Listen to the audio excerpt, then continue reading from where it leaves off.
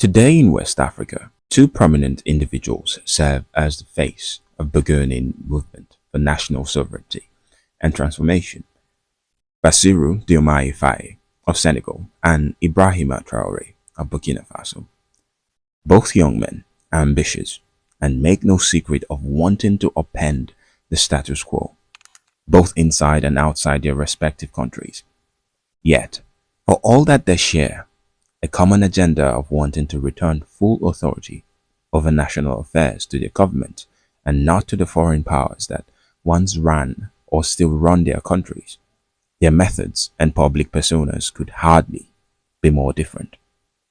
Bassirou Diomaye Faye, chosen in March 2024, denotes the emergence of a fresh class of democratically elected leaders within Africa. The one-time tax inspector and confidant of Ousmane Sonko, Faye ascended with robust backing from the Senegalese youth and civil society. His was a not-so-distant campaign, marked by what seemed like a declaration of the type of grievances better associated with nation-states, calls for institutional reforms, promises of economic justice, demands for sovereignty from all forms of domination, including military presence, and a bid to break Senegal's dependency on France. Faye's decision to shut down French military base operation in Senegal was one of the most significant protectionist measures he took. His act told so much more than the words could convey.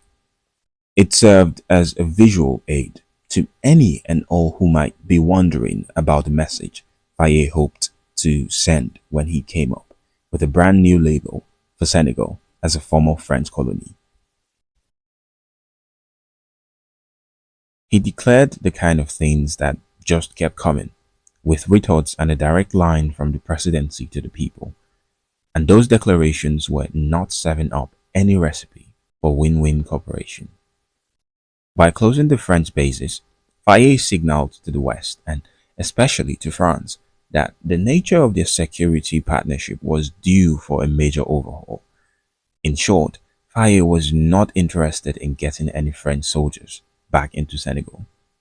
Simultaneously, Faye was mounting a sweeping anti-corruption campaign that was proving very popular. He was targeting not just political elites, but also business networks that had long operated in the shadows and had protected themselves with opaque deals and state favoritism. Faye, using the tools of government, was getting the bad guys. He was also going after companies that had long been in business in Senegal, especially multinationals like BP and Woodside Energy, that had been screwing Senegal in natural resource deals. This part of Faye's program was catching a lot of attention. It was also making Faye look very good. In contrast, a military coup brought Ibrahim Traoré to government power in Burkina Faso in 2022. At 34, Traoré is much younger than other current West African heads of state. Yet, he quickly perceived a path to leadership, reminiscent of revolutionary figures like Thomas Sankara. His speeches are delivered in an ever louder rhetoric of anti-imperialism and militarism. France's counterterrorism military presence, about 400 troops, ended up being one of the first casualties of his new presidency.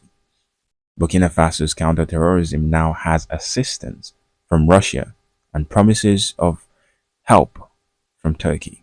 Traoré's revolutionary fervor paints a picture of Burkina Faso as fighting for its survival as a free country. It is a toddler of a country, he says, one necessary to protect. Traoré's hardline protectionist policies are sweeping. He has, for instance, nationalized gold mines, kicked out Western NGOs, enforced restrictions on foreign imports, especially from France. He also has used state-controlled media to promote nationalist propaganda, and also he introduced educational reforms to instill a strong sense of sovereignty and anti-colonial pride in the next generation.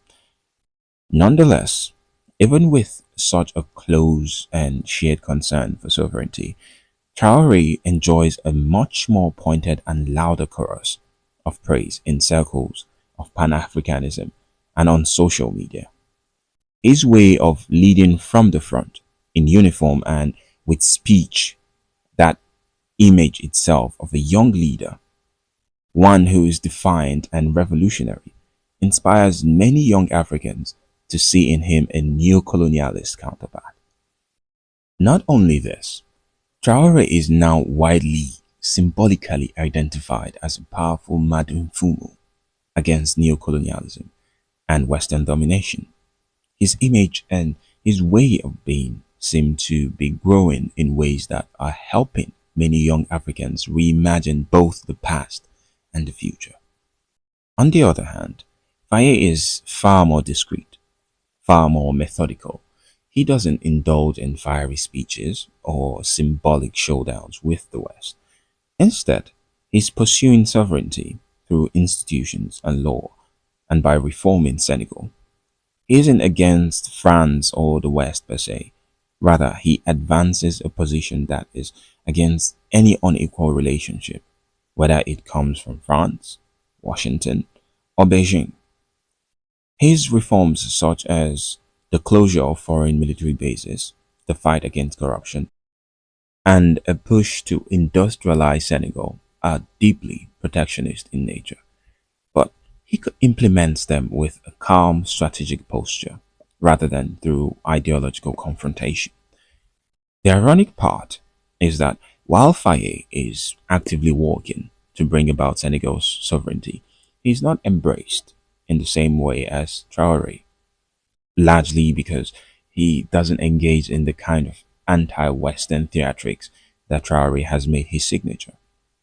In today's media climate, where moments that go viral and revolutionary rhetoric are the order of the day, Faye's more pragmatic and institutional approach is less likely to grab the attention of the cameras and the pens. Ultimately, two starkly contrasting leadership models are taking shape in West Africa. Traoré embodies rupture, a system breaking military led revolution.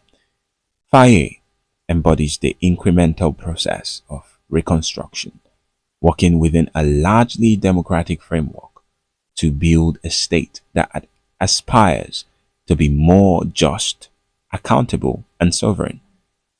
Both challenge the legacy of neocolonialism, but one does so through confrontation, the other through reforms. Faye might not be making waves on social media, but his quiet actions are reshaping Senegal's global position. It is possible that we may look back in a few years and see that sovereignty can come through evolution rather than revolution. As always, thank you for watching, and I hope to see you next time. Bye for now.